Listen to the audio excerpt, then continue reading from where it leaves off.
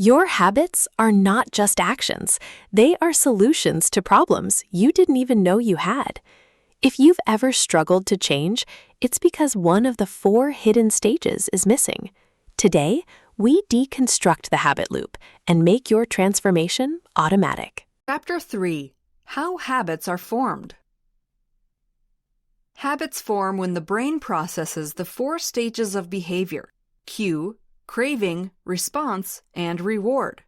The brain is always actively taking in information from the outside world. When you are presented with a situation, the brain runs through a list of options to decide how best to respond. Through a process of trial and error, the brain deciphers which response elicits the best results. The response that delivers the most satisfaction is the one that will stick. Each time you come across a similar situation, you will remember the satisfaction gained from that particular response and repeat it. Therefore, habits are nothing more than solutions found to manage life's problems. The Great Cat Escape. In an experiment, cats were placed in boxes and had to press a lever to be let out. This experiment exemplifies how the mind becomes conditioned to a certain response once doing it leads to a positive result. At first, the cats sniffed each corner of the box and clawed at the walls. Finally, either by accident or persistence, they found the lever and one side of the box slid open. The test was repeated with each cat, and each time, the cat found the lever more easily than before. Eventually, most cats were able to push the lever immediately after being placed in the box. New section: 4 stages of habit formation. Once you understand what each stage means and how they link together to create habits, changing your behavior becomes a simpler task. 1. Cue. The cue triggers the brain to recognize an opportunity for a possible reward. 2. Craving. The craving occurs once the cue indicates this opportunity. The craving is the desire to achieve the reward and becomes the motivation to act.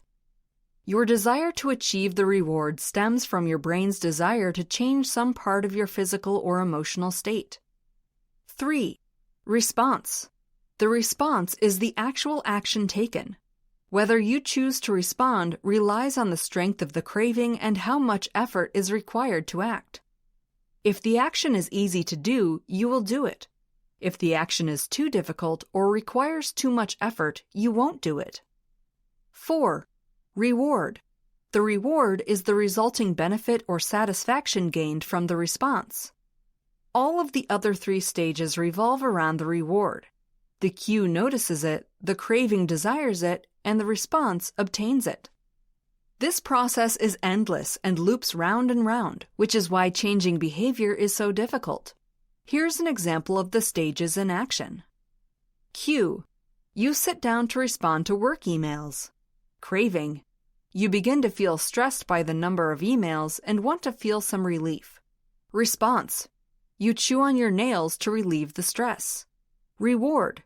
You feel less stressed. Habit. You now chew your nails while checking work emails.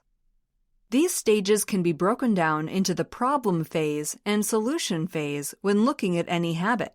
The cue and craving create the problem, and the response and reward provide the solution. Problem phase. Cue. You walk past a coffee shop on the way to work and smell fresh roasted coffee. Craving. Coffee gives you energy and you want to feel energized. Solution phase. Response. You buy a cup of coffee. Reward. By the time you reach work, you are raring to go. Habit. You buy a cup of coffee each day you walk to work. To develop a habit, all 4 stages need to occur. If any one of the stages fails, the habit will not be formed. If you remove the cue, your brain is not activated. If you remove the craving, you have no need to act. If the response is too hard, you won't be able to do it or won't try. If the reward is not satisfying, you have no reason to want to attain it again. Cues can be anything in life and often don't differentiate from person to person. What does differ is the craving. 2 people might hear the sound of a slot machine. This is the cue. One is a compulsive gambler and is triggered to crave the rush of gambling. They will find a way to gamble so their emotional craving is appeased, which is the reward. The other person might never gamble, so the queue of slot machines does nothing for them. They crave nothing, so they don't respond. In a world full of cues, learning how to change your cravings or responses to more positive rewards is the first step in gaining control over your behavior. The 4 laws of habit formation. Creating new habits is easier when you understand how to approach the different stages of habit formation. Each stage has an accompanying law that, when followed, promotes positive changes in your life. 1. Cue. Make it obvious. 2. Craving. Make it attractive. 3. Response. Make it easy. 4. Reward. Make it satisfying. The inverse of these laws help break your bad habits. 1. Cue. Make it invisible. 2. Craving. Make it unattractive. 3. Response. Make it difficult. 4. Reward.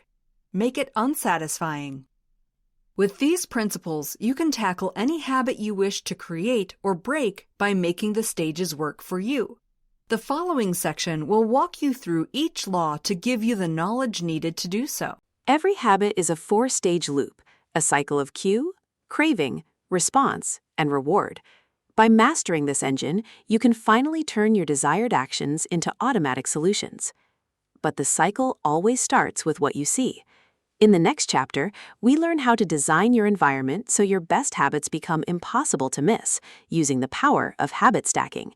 Subscribe to follow this masterclass, like if you're ready to take control, and comment 1 cue you're changing today. Your environment is your destiny. Start designing it right here.